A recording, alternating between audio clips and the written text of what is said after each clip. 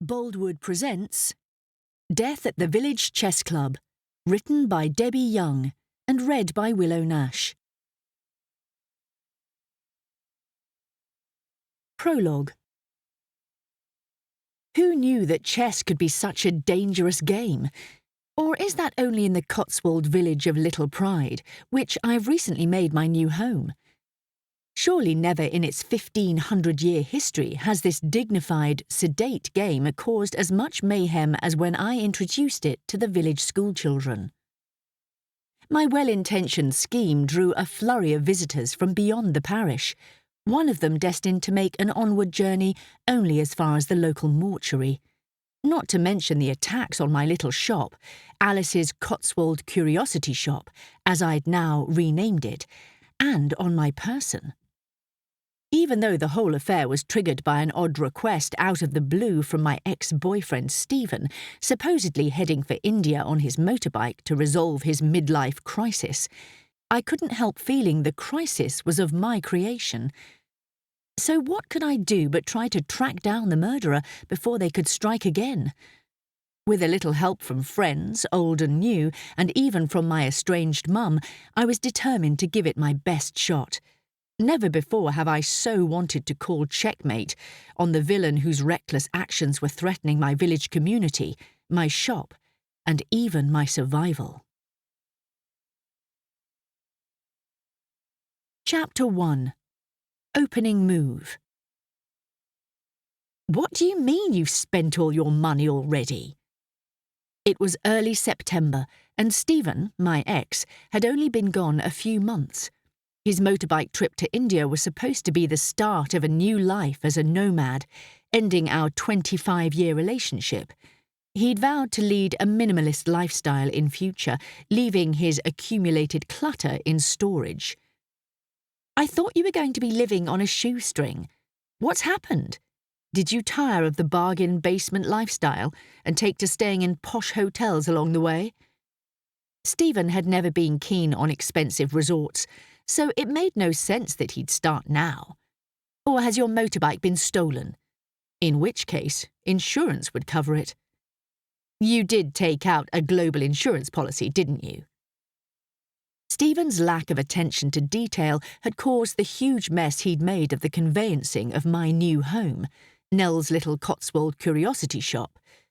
Nell Little having retired to a care home at nearby Wendlebury Barrow, I intended to convert the shop into a home.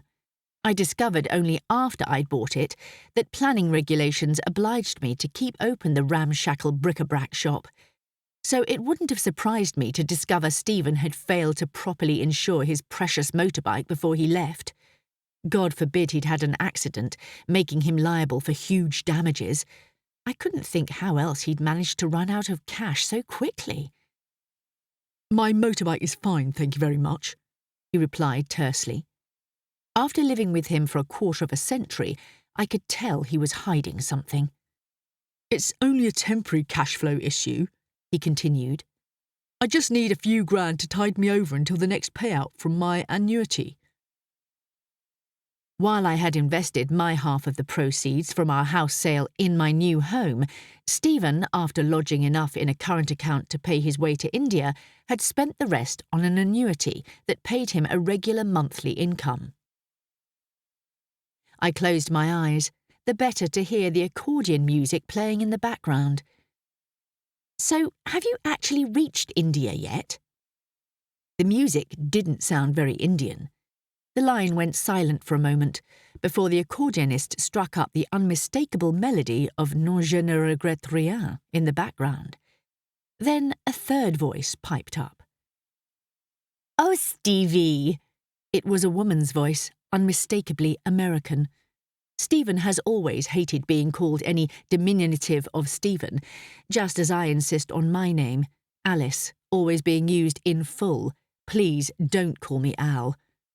Instantly, I heard Stephen clap his hand over the mouthpiece of the phone too late for me not to hear him say, "Just a minute, darling," before returning his attention to me. "Actually, I'm still in France," he said at last. "South of France, to be precise. Nice." "Nice?" I echoed in disbelief. That's hardly on the way to India. Stephen coughed.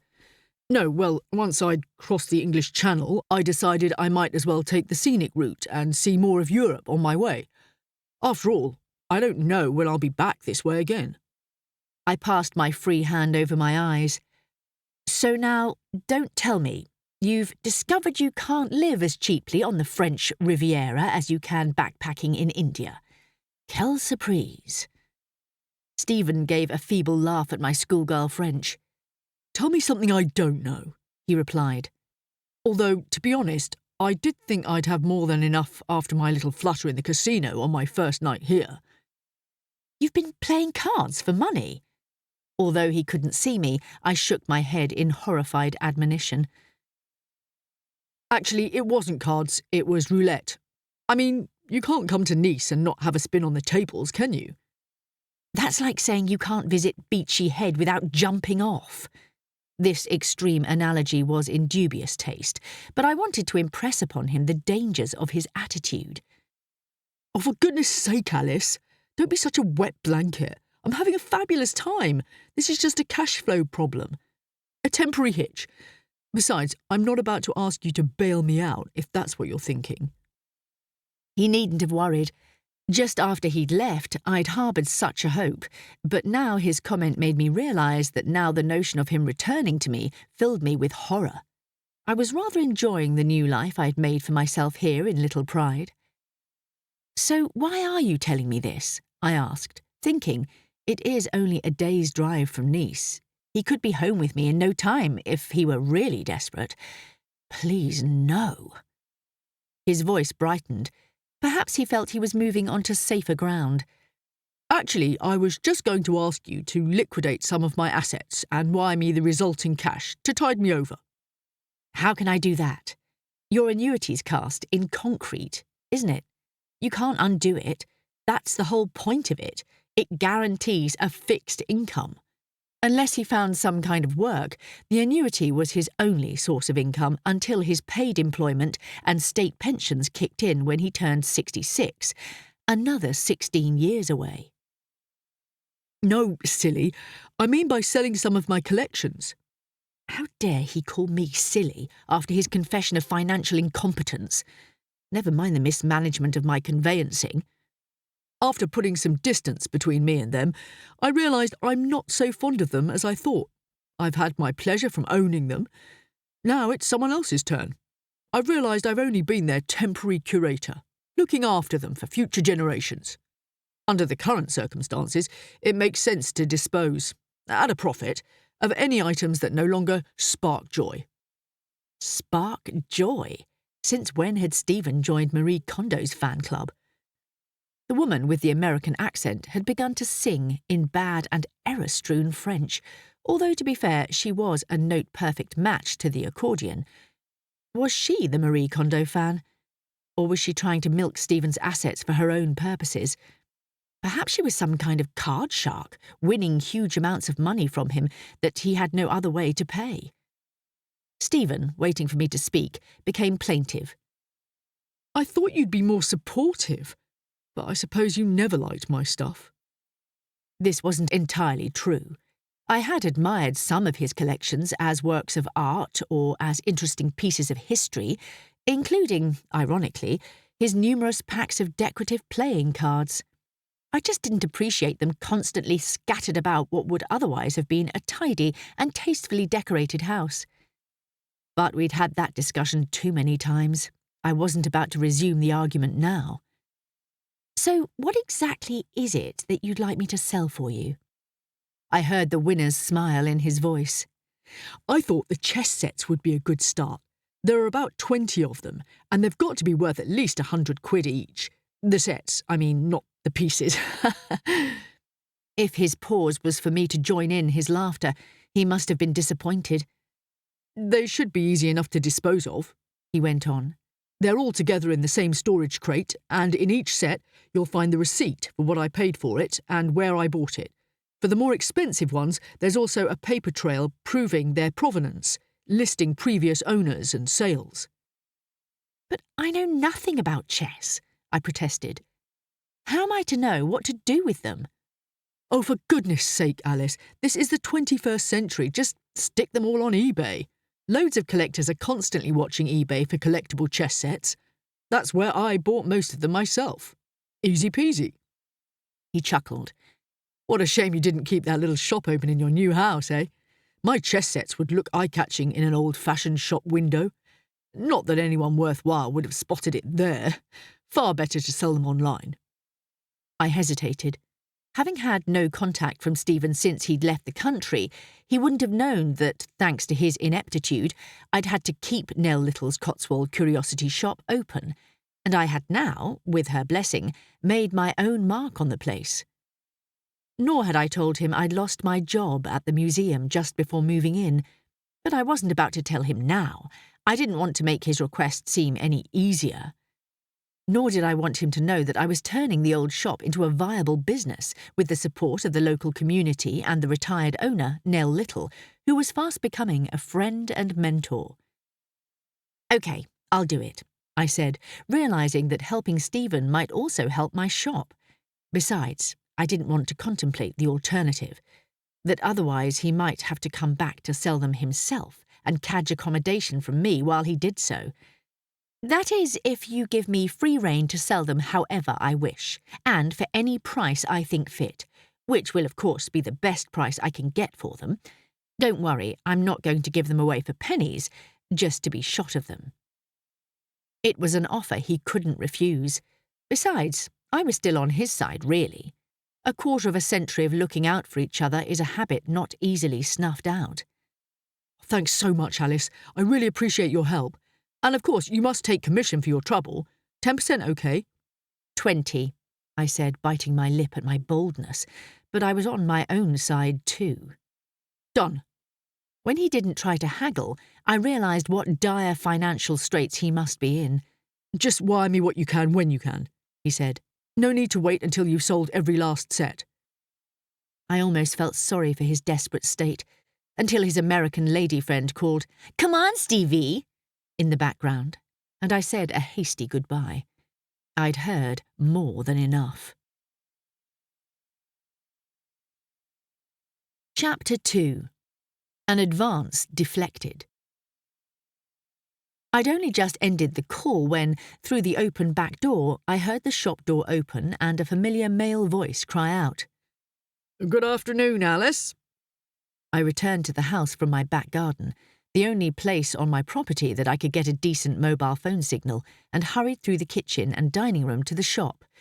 Robert, locally nicknamed Bob Sponge for his self-made fortune as the inventor of the everlasting washing-up sponge, was standing at the trade counter, beaming and clutching in one hand a large bunch of perfect apricot roses.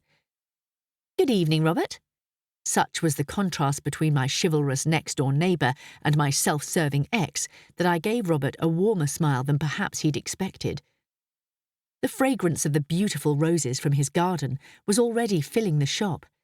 The widowed Robert, aged about 60, and therefore a decade older than me, had been the perfect gentleman to me since I'd moved to Little Pride. I didn't dare presume his feelings towards me were any more than neighbourly, but as he set the bunch of flowers on the counter, my hopes soared.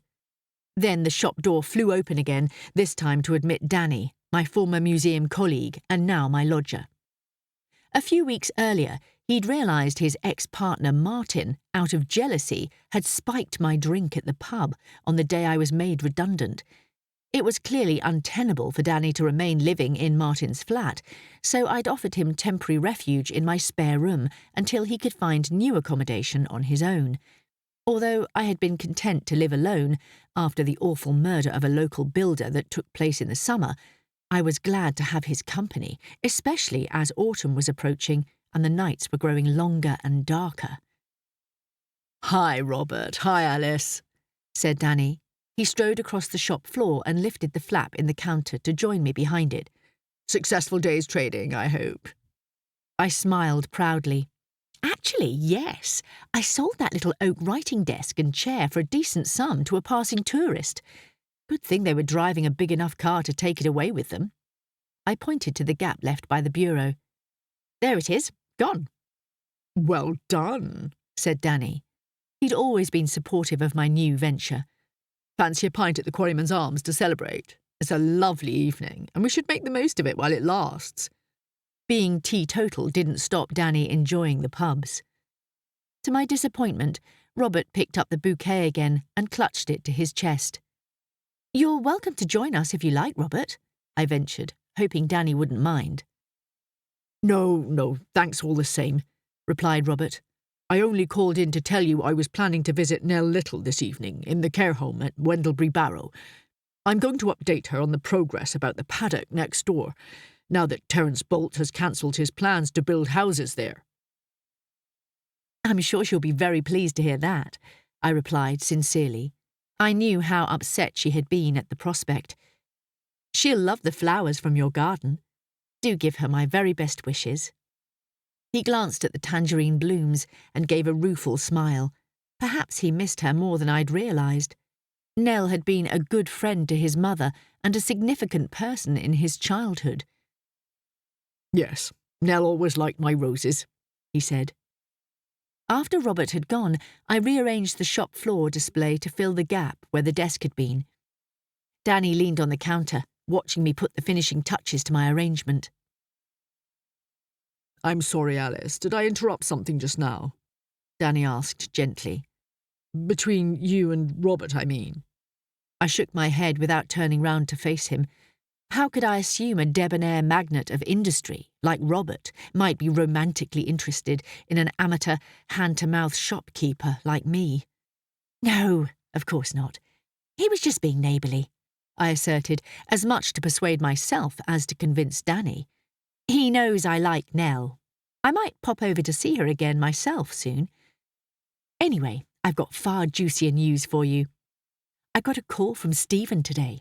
He wants me to sell some of his collections, starting with the chess sets. He needs the cash, you see. I know nothing about chess, but I could hardly say no without sounding petty, could I?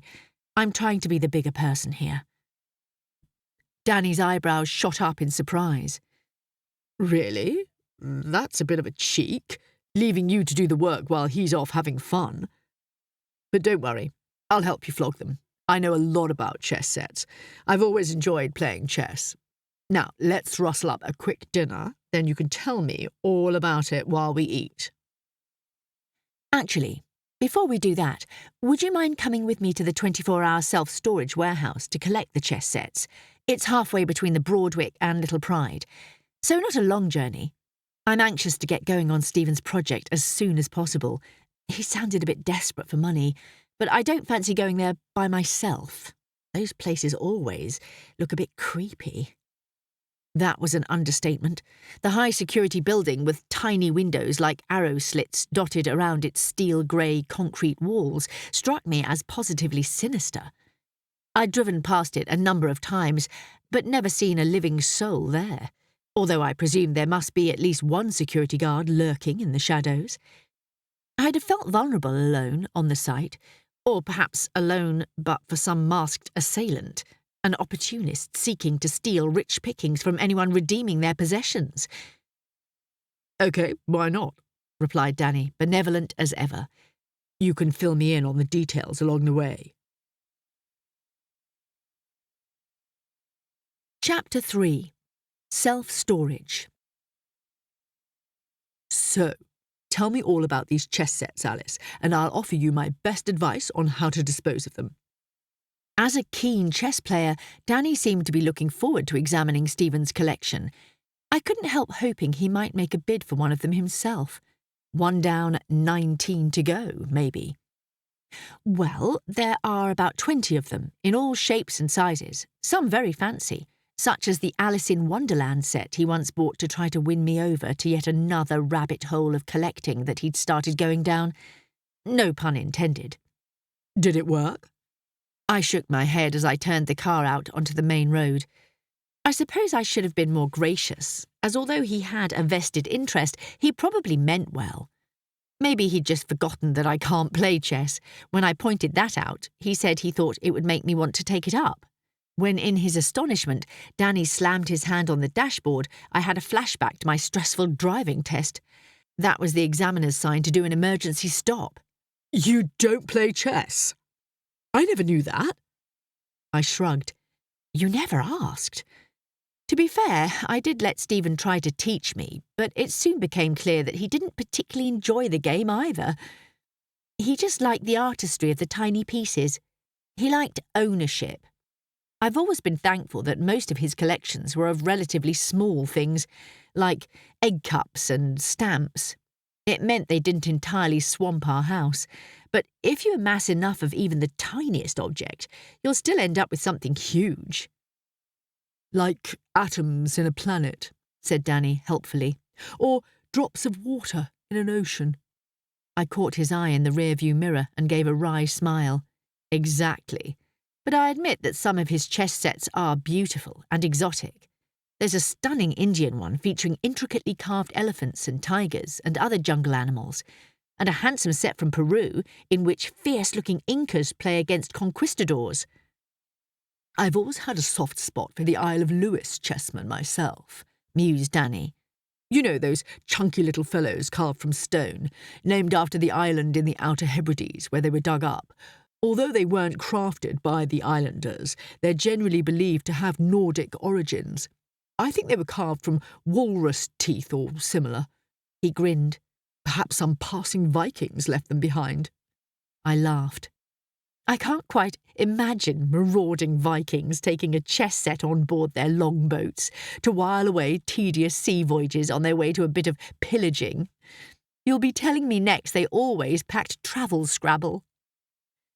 More likely whoever left them was taking the chess set abroad to trade, he replied.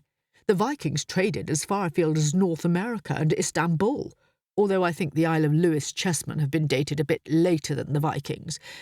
There are conflicting theories about their origin. But we digress. How valuable do you think Stephen's chess sets are? Are there any antiques or rarities among them? I considered for a moment. He once told me he never paid more than £100 for any of them, but I never quite believed him. The truth will out now, as he's kept the receipts in each box to demonstrate their provenance. All will be revealed when I fetch them from his storage unit and inspect them. Good idea, because that way you can make sure he's not been dealing in illegal sets. Illegal? How can chess be illegal? In the rearview mirror, I noticed him raise his eyebrows in expectation. Then I caught on. Oh, yes, of course, ivory. Goodness, I hope none of them are made of ivory. That would be completely against the law. I know from our experiences at the museum that illegal trading in ivory was punishable by huge fines and even imprisonment, with very few exceptions, such as for licensed traders shipping to museums. Well, if you really did pay no more than £100 per set, they won't be ivory, said Danny. That'd be far too cheap. Besides, he mostly bought them off eBay. I turned right onto the lane that led to the edge-of-town industrial estate that housed Stephen's self-storage warehouse. All the units on the estate, most of them to do with aspects of the motor trade, had already closed for the evening. The others were empty, plastered with battered "To Let" signs, as if they'd been on the market for many months. I can't imagine people would openly trade in illegal ivory in such a public space. You'd be surprised, said Danny. Anyone can put any product description they like on an online retail site. What's to stop someone passing off an ivory chess set as bone, or wood, or even resin or plastic? The price differential, I suggested. Surely no one's going to sell a genuine ivory set for the price of a plastic one. Fraudsters, money launderers, said Danny. Smugglers trying to pass illegal goods to new owners by hiding them in plain sight. Who's to say the buyers aren't paying the difference some other way, ordering 100 supposedly plastic chess sets at £20 each, knowing they'll be supplied with a single ivory set for £2,000 instead, or whatever the black market rate is these days. I stared into the distance, embarrassed at my naivety. Not that I'm suggesting for a moment that Stephen was doing any of these things, said Danny quickly. He is always so fair-minded. The obvious way to dispose of them would be to post them all on eBay again, with buy now tags for fixed prices for the sake of speed. he continued. But first things first, let's take a look at them and see whether any seem worth auctioning or taking to a specialist antique dealer. If it turns out they're all mass-produced and therefore have no rarity value, we can just go for a quick sale. I take it he left you with a key to his storage space? It's all coded access these days, I said, and I know the code. It's my birthday. I gulped at that admission. Plenty of my girlfriends complained that their partners never remembered their birthdays or anniversaries. That wasn't true of Stephen. He wasn't all bad. I hoped his shortage of cash wasn't putting him in any danger. We drove on in silence for a few minutes before I said in a small voice, Danny, do you think if I'd taken more interest in Stephen's collections, we'd still be together? Danny ran his hand over his mouth, considering. Let's look at this the other way around, he said. Would you have loved him more if he'd taken up something to be like you? Knitting. Of course not. I gave a sheepish grin. You're right, Danny, thanks. He and I were very different people. Maybe opposites attract, but not forever. It's just a shame it took us half our lives to work that out. Danny patted my hand where it lay on the steering wheel. Don't beat yourself up. You've started a whole new chapter now, and you're doing really well.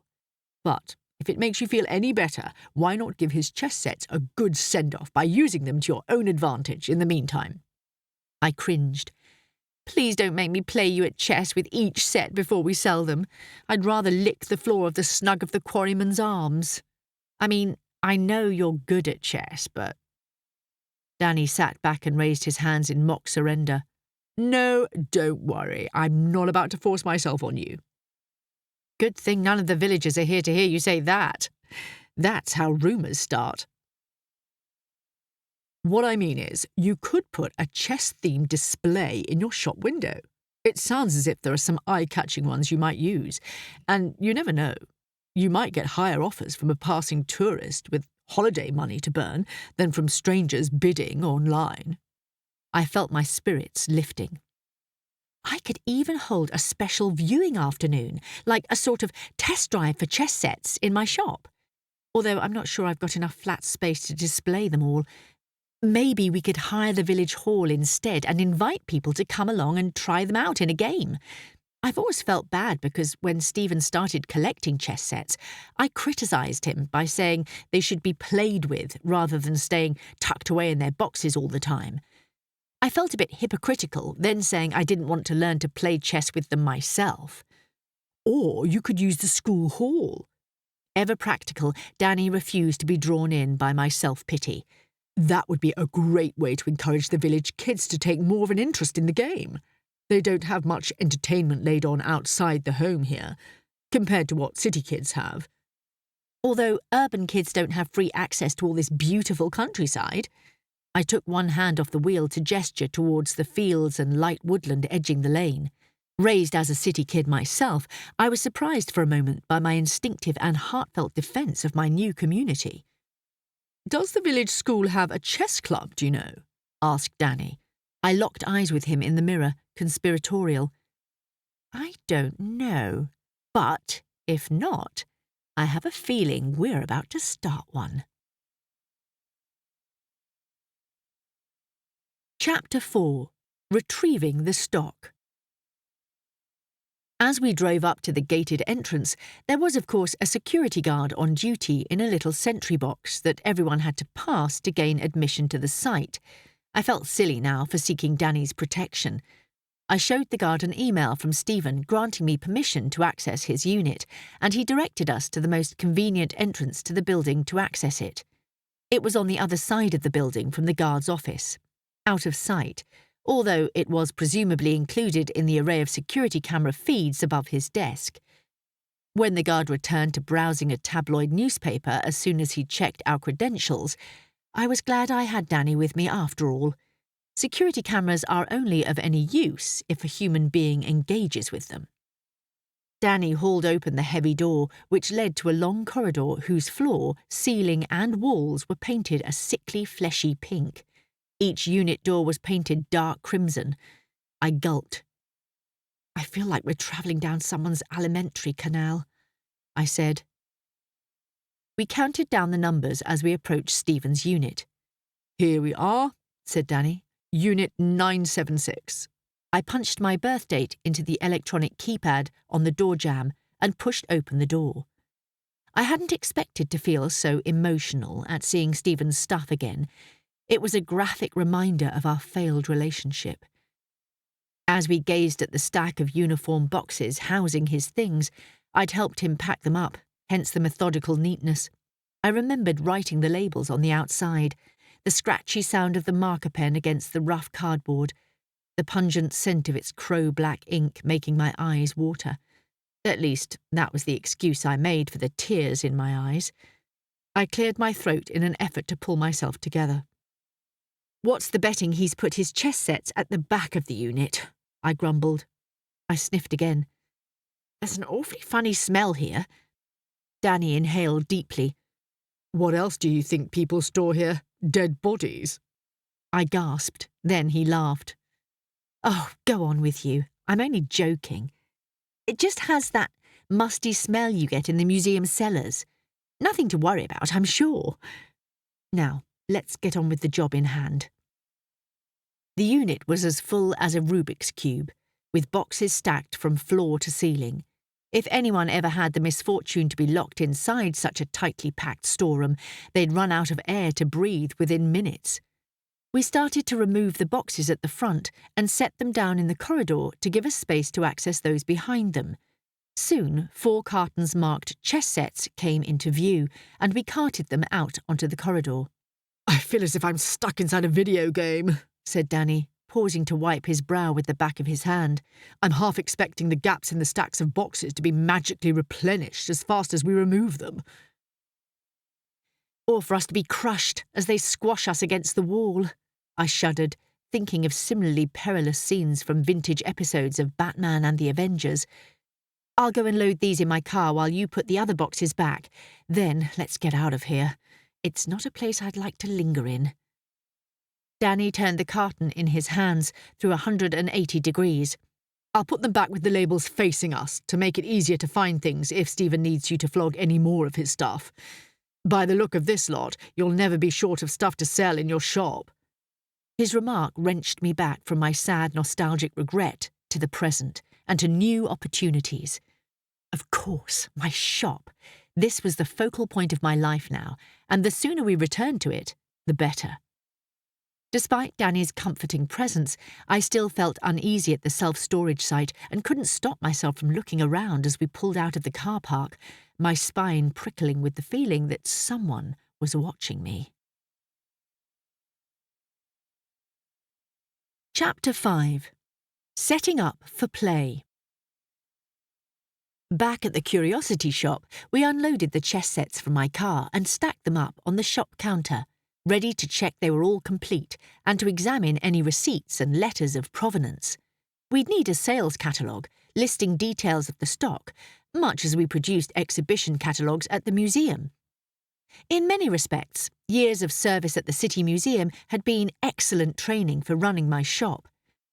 I guess the sensible thing to do would be to catalogue them as we open them up, photograph each set so we have an at-a-glance reference.